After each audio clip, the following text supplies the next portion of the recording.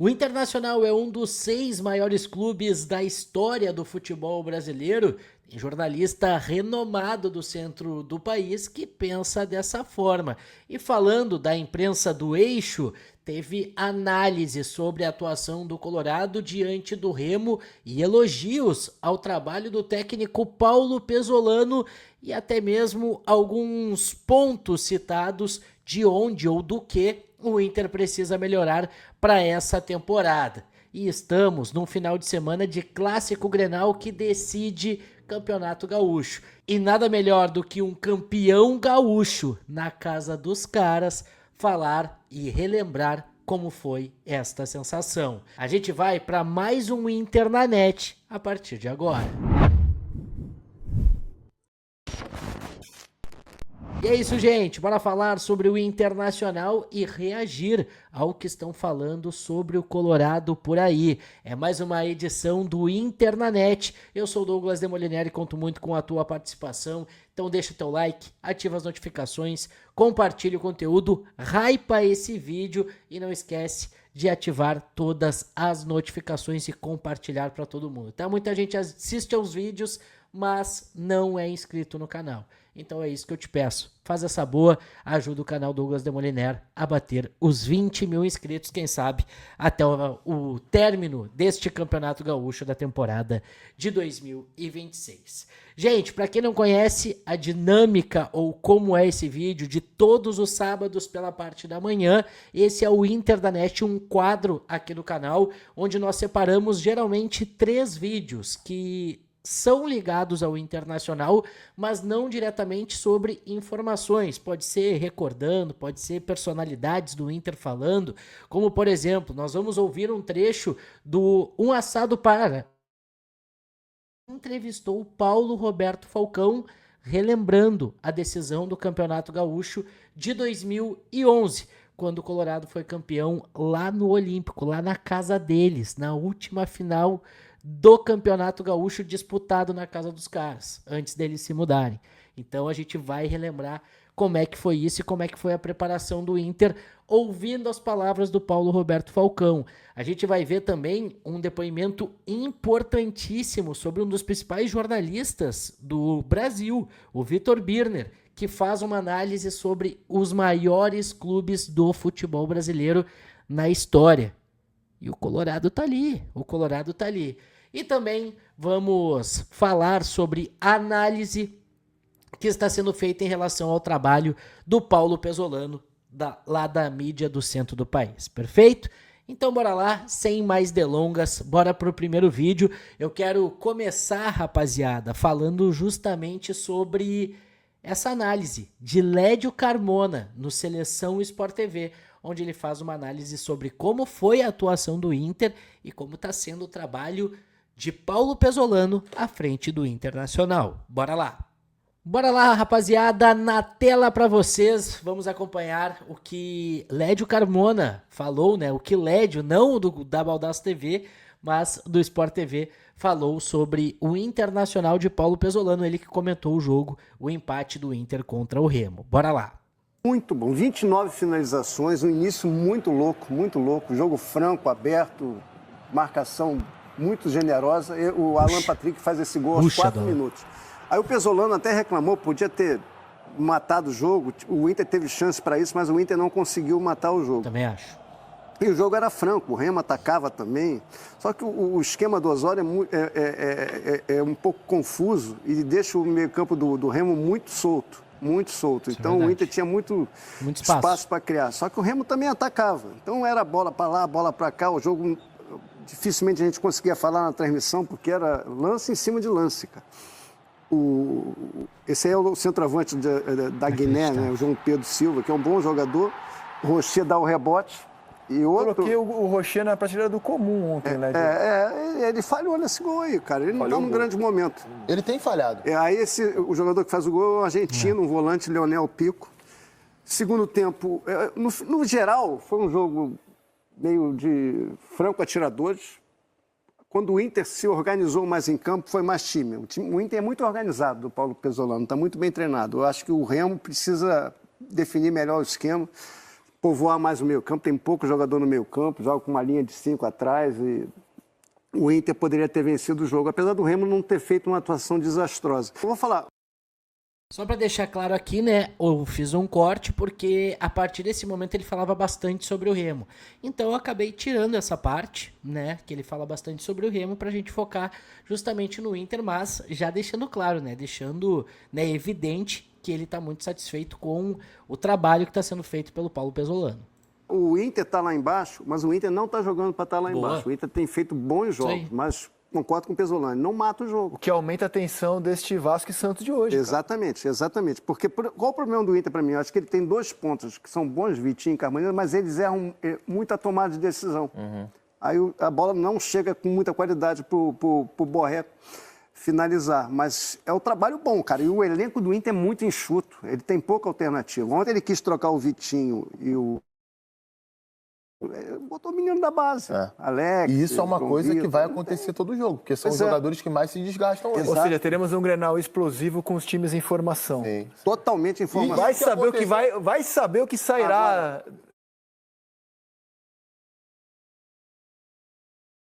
Um jogo totalmente aberto e as duas equipes com muitas falhas defensivas. Geralmente você vê um Grenal, a tradição é casinha fechada e pouco risco a se correr. Esse primeiro jogo da temporada foi o contrário disso. Foi aberto, ataque lá e cá o tempo todo, as duas defesas com vários problemas, tudo bem, era muito início da temporada. Agora pode ser diferente, vamos ver como é que a história desse jogo vai se desenvolver aí. Rapaziada, e tá aí, muitos elogios ao trabalho do técnico Paulo Pesolano, e eu acho que a gente precisa ressaltar isso, né? Numa véspera de Clássico Grenal, a gente precisa elogiar muito o trabalho que está sendo feito, já tem uma vitória em Clássico, né? Um 4-2, e eu concordo muito com o que foi dito pelo Lédio, tá? Eu acho que o Inter é muito bem treinado, a gente vê isso, mas precisa matar. São os erros da temporada passada, né? O Inter, ele tá mais efetivo, mas contra os times menores. Contra times aí de Série A, que o Inter ainda não conseguiu vencer no Campeonato Nacional, tá faltando. E é por isso que a gente precisa desses 3 pontos já contra o Atlético Mineiro, quando for retomado o Campeonato Nacional. Obviamente que o foco total agora é nos 2 clássicos para decidir quem será o campeão gaúcho. Tá certo? Esse foi o primeiro conteúdo e a gente vai pro segundo, porque a gente vai agora, né, ouvir da boca de um dos principais jornalistas do Brasil, Vitor Birner, que tem uma opinião importante sobre quais são os maiores clubes do futebol brasileiro na história. Aqui estamos falando de história e ele participou do podcast Guedão TV, acho que é assim, tá? E ele cravou aí os 6 maiores clubes do futebol brasileiro na história. Bora ouvir. Queria saber quais são os 6 maiores times do Brasil. Eu tenho isso muito claro para mim. Eu queria saber. Muito claro, 6? Muito claro. Eu não vou falar aqui para eu já não matar logo de cara. Vou contar isso mais para frente aqui em outro podcast qual é o meu. Mas para mim é muito claro. Você quer ordem ou... Como se você quiser ordem, põe na ordem. Você prefere, né? Não, tanto faz, é com você. Você prefere, né? Você que é o convidado, a regra é sua. Pra dar o corte, né? Que é o corte. Então eu não vou colocar a ordem só pra você não me... Eu vou primeiro colocar o Olimpo. Olimpo. Qual tem que colocar a ordem no Olimpo. Pra mim tem ordem, mas eu não vou colocar. Tá bom. Santos. Construção da era do futebol brasileiro de ouro, base das seleções brasileiras campeãs do mundo, transformou o futebol brasileiro, base forte, alguns times históricos, time do Pelé. Tem que indiscutível. Tem que não dá pra fazer uma lista de times maiores do Brasil sem o Santos. Tem que estar. São Paulo. São Paulo pega, mundial. Além de grandes times, a máquina dos anos 40, dos anos 80 também, o time que revolucionou o futebol brasileiro de várias maneiras, quando só se ligava para estadual.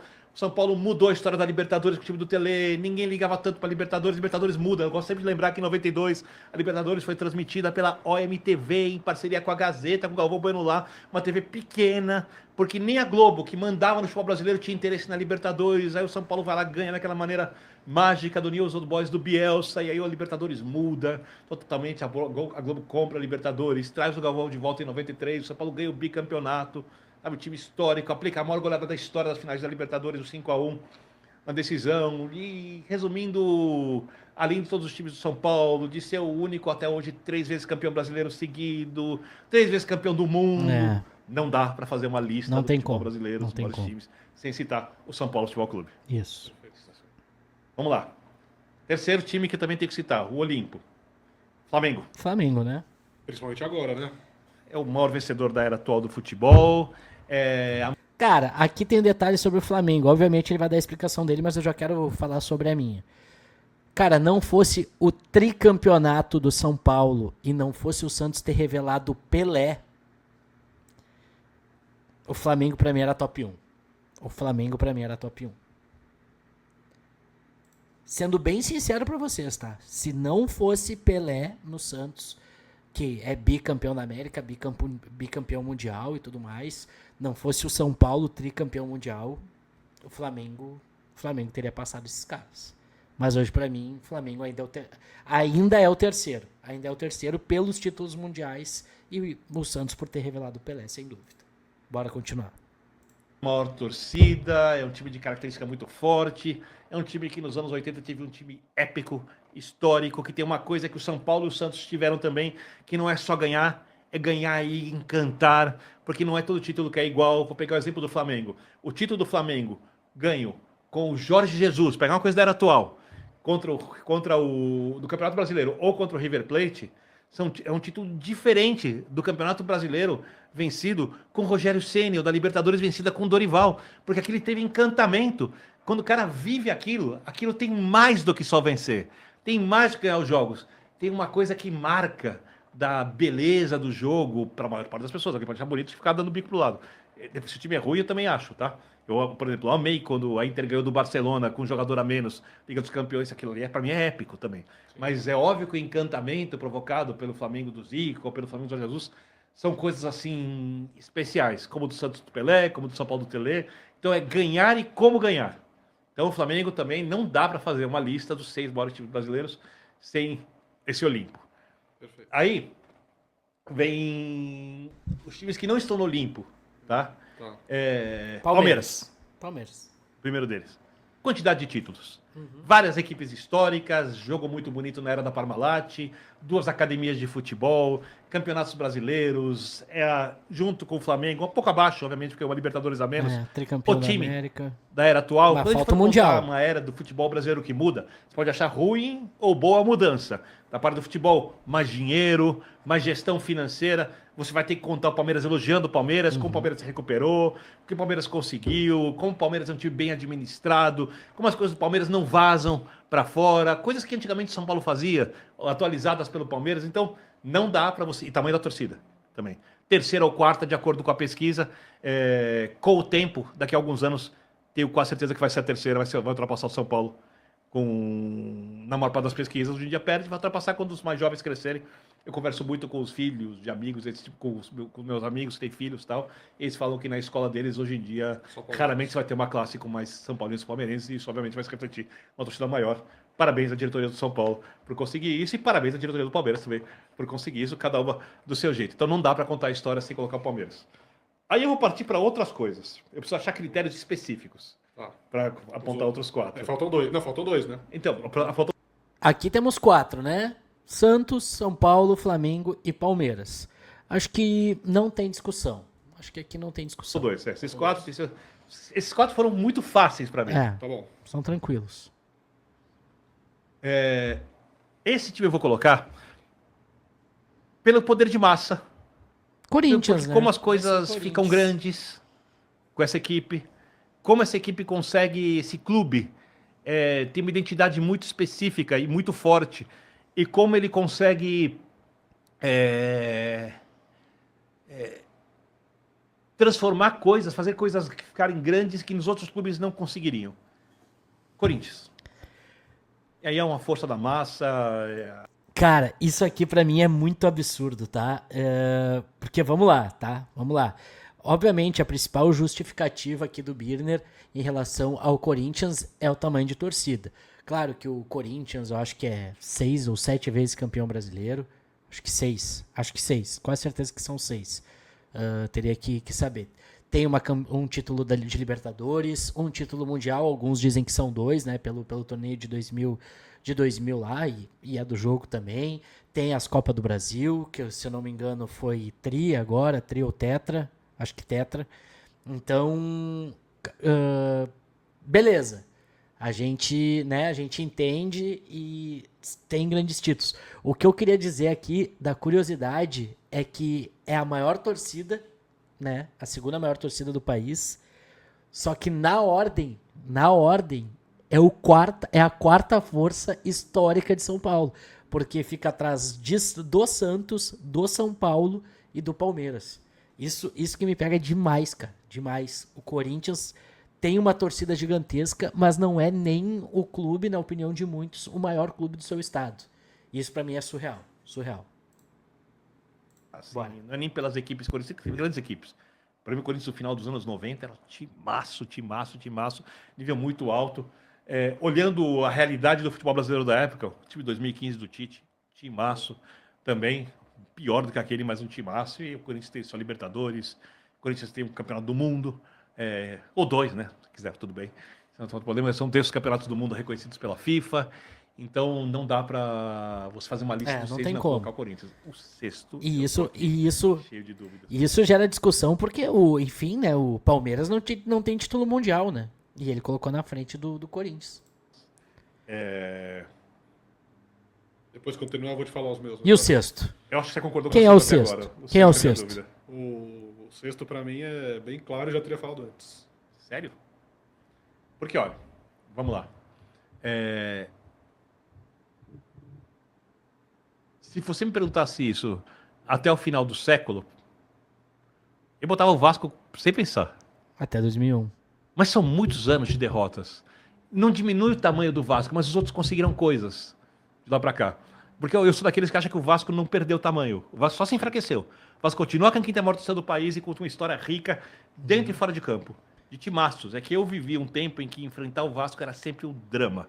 Um drama. O Vasco ganhou o Campeonato Brasileiro nos 70, ganhou nos anos 80, ganhou nos anos 90. E se você contar 2000, que já pertence ao outro século, porque é o primeiro ano, é de 90. O Vasco também ganhou em todas as décadas na última, mas não dá para colocar o Vasco. Aí eu tenho algumas dúvidas. Vamos lá.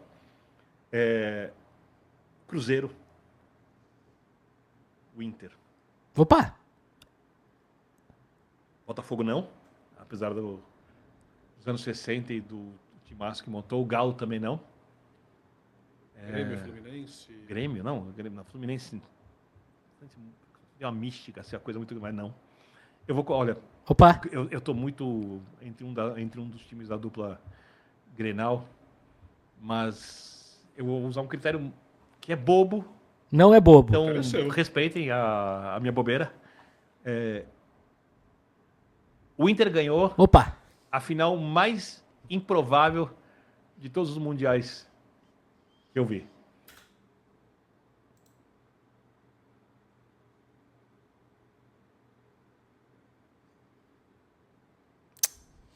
Sabe, né, rapaziada? Não tem como. Porque, só para atualizar um pouquinho, eu acho que era a maior distância pós-lei Bosman e pós-lei Pelé e pós-abertura do mercado europeu, quando o futebol... Porque antigamente cada time da Europa podia ter 2 estrangeiros. E um alemão jogando na Itália, ele era um estrangeiro. Depois abriram para 3. Depois, quando abriu a União Europeia, quando foi fundada a União Europeia, acabou... Teve a lei Bosman que permitiu aos jogadores escolher onde vai jogar de acordo com o contrato. Os clubes começaram a contratar um monte de jogadores daqui, de vários lugares, e viraram seleções internacionais. Depois dessa era, é óbvio que o desequilíbrio dos brasileiros para os times europeus aumentou. E o time do Inter, que ganha com o gol do Adriano Gabriel, aquela era a maior distância em todas as finais. Maior distância. Muito maior que a do Corinthians contra o Chelsea, que a do São Paulo contra o Liverpool, que as finais que o Flamengo perdeu. Olha que acho que o Flamengo, o PSG... Essa recente, para mim, é a distância enorme. Assim, o Flamengo fez ali uma coisa gigantesca de levar até os pênaltis e não poderia ter comprado os pênaltis daquele jeito, mas faz parte do futebol. Maior que a do Palmeiras, quando perde com o Abel a final.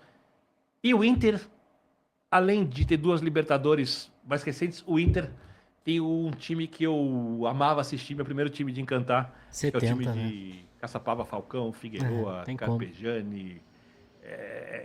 um timaço do Internacional, do Rubens Minelli, que foi minha primeira inspiração como treinador. Então, pelo meu critério, eu entendo perfeitamente se alguém discordar, o meu sexto é o Inter. Tá feito. O Big Six. Tá aí o Big Six, rapaziada. Big Six do Brasil e o Internacional dentro dessa lista, segundo, né, o Vitor Birner, jornalista. Muitas vezes tá no Sport TV, né? Muitas vezes tá no Sport TV participando dos programas, né? E eu confesso que quando eu vi esse corte, ele me surpreendeu bastante, tá? Porque é difícil ver alguém do centro do país tentando dar tanto reconhecimento ao Inter. Pô, ele poderia ter colocado o Vasco, cara. Poderia ter colocado o Vasco. O Vasco, a gente entende que é um time nacional também, né? Mas adotar esse critério, né? Relembrar o time dos anos 70. Gostei muito, né? Desse conteúdo. Espero que vocês tenham gostado também. E pra fechar, rapaziada... Temos Grenal amanhã, temos final de Campeonato Gaúcho e Paulo Roberto Falcão ganhou deles lá na casa dos caras. E ele vai relembrar como é que foi isso. A gente vai reproduzir aqui o corte de um assado lá do Duda Garbi. Um grande abraço pro Duda, que é deles, mas, né, fez esse baita conteúdo com o Falcão. Vamos ouvir aqui como é que foi isso aqui. Deixa eu só colocar na tela para vocês, né? Porque se eu não colocar na tela para vocês não vão ver, né? Vocês não vão ver, mas agora já tá aqui, ó. Toma, na tela pra vocês, bora! Tá, o Grêmio fez 1-0. Mas antes, na semana, teve... A semana foi duríssima. Cara, uma semana que era Falcão e Renato, só isso os treinadores, ou seja, era mídia pra caramba, né? Não, inclusive nós fizemos um programa na TV Com na época. Verdade. Os dois juntos, né? Olha, é bom jogo, pô, cuidar para não ter violência fora de campo, tá? Foi legal. Mas eu preocupado com o lado direito do Grêmio, que era o Leandro, ponto direito, o lateral direito era o que jogou na Rússia, na seleção. O Mário Fernandes. Mário Fernando. E era forte lá direito. Então o que eu fiz? Eu botei o Juan ali, que era um zagueiro canhoto ali. Isso, o Juan Jesus. Que hoje está na Itália, e joguei o Kleber por ali. Então ficou o Bolatti, o Guinazul e o Kleber, os três. Depois o D'Alessandro e o Andrezinho com o Damião na frente. Começou o jogo, de repente o Grêmio faz 1-0 e parecia o Barcelona. Tudo dava certo. Cara, esse jogo aí é o jogo que eu... É o único jogo que eu fui de visitante, tá? Na torcida adversária no Olímpico. E, cara, o começo de jogo foi assustador. Mas também a virada foi épica. Eu tenho que mexer. Se eu esperar terminar o primeiro tempo, eu tomo o segundo gol, eu não recupero mais. Mas com 20 minutos eu chamei o Zé. Aí tirei o Juan, até pedi, desculpa, tem que mexer. Não, está tudo certo. Trouxe o Kleber para a lateral, e entrou o Zé enfiado com o Damião, viramos 2-1. Aí volta pro segundo tempo. Aí aí o Andrezinho... Machuca e faz um gol fora da área. Mas ainda foi no meu tempo, a lesão dele. O André virou 2-1 no meu tempo. Com o gol do Andrezinho no... Sim, aí ele volta, ninguém me diz nada, ele volta e começa a gente ir a pé. Eu vou, mas por que não me avisar? Tiraria no intervalo, eu falei assim. Quietinho, mas sim, jogando. Alguém tinha que melhor, ele tá assim, ele entrou mancando. Depois, então aí eu botei o Oscar. Mas... E aí era ruim teu banco aí, o Oscar. O Oscar é um cara que Pô, imagina, bom, cara, meio, Zé Roberto, né? Oscar, porra. E ficou 2-1. Aí ficou 3-1 e depois o Grêmio faz 3-2 e vai aos pênaltis. Tem um gol de pênalti que o Vitor faz no Zé Roberto. O Zé Roberto entrou e mudou o jogo, né, o Zé.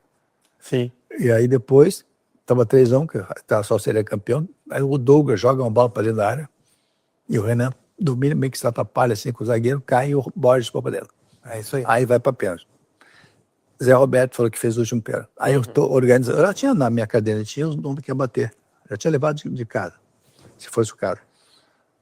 Aí eu olhei pro André sentado, ele pro Andrezinho. Andrezinho não pro Zé Roberto.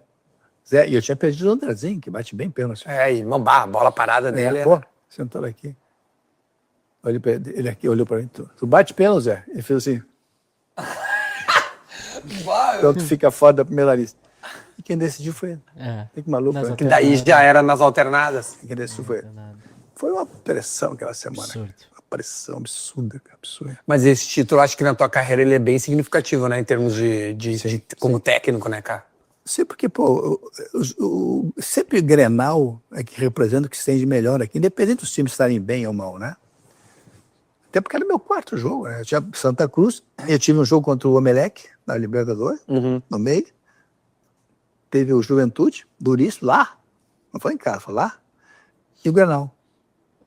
Aí ganhando o primeiro turno, se o Grêmio ganha do Grenal, não tinha onde o campo tinha terminado. O Grêmio teria ganho os 2 turnos. Então, aí tu vai para um jogo desse no campo em casa e tu perde, tem que buscar 2 gols de diferença no Olímpico, com uma semana de muita tensão, de muita, né? De muita pressão, de muito assustador para todo mundo. E aí entrou muitos anos, aí entrou a análise, né? E a experiência, né? E aí, eu acho que a minha palestra foi boa. A minha palestra... Não falei muito. Ter trabalhado bem a semana no fim das contas. Não falei muito do Grêmio, porque o Grêmio... Eu sabia onde estava... O Grêmio tinha alguns pontos fortes, sabia? Então eu não me detive muito no aspecto tático. Me tive muito mais no emocional deles, sabe? No emocional deles. E foi... Eu nunca tinha sido aplaudido numa palestra. E foi a primeira vez que os jogadores aplaudiram. Os caras aplaudiram a palestra. Isso é raro, né? Eu nunca vi isso. Uma coisa terminar a palestra, casco, mas aplaudir a palestra foi um dos grandes momentos meus no futebol. Tive vários, né? A Mega do Messi, tudo. Mas esse foi interessante porque parece que foi bem. Eu preparei, né? Eu peguei mais a parte emocional dos caras, mais o que eles ganharam, as Libertadores, né?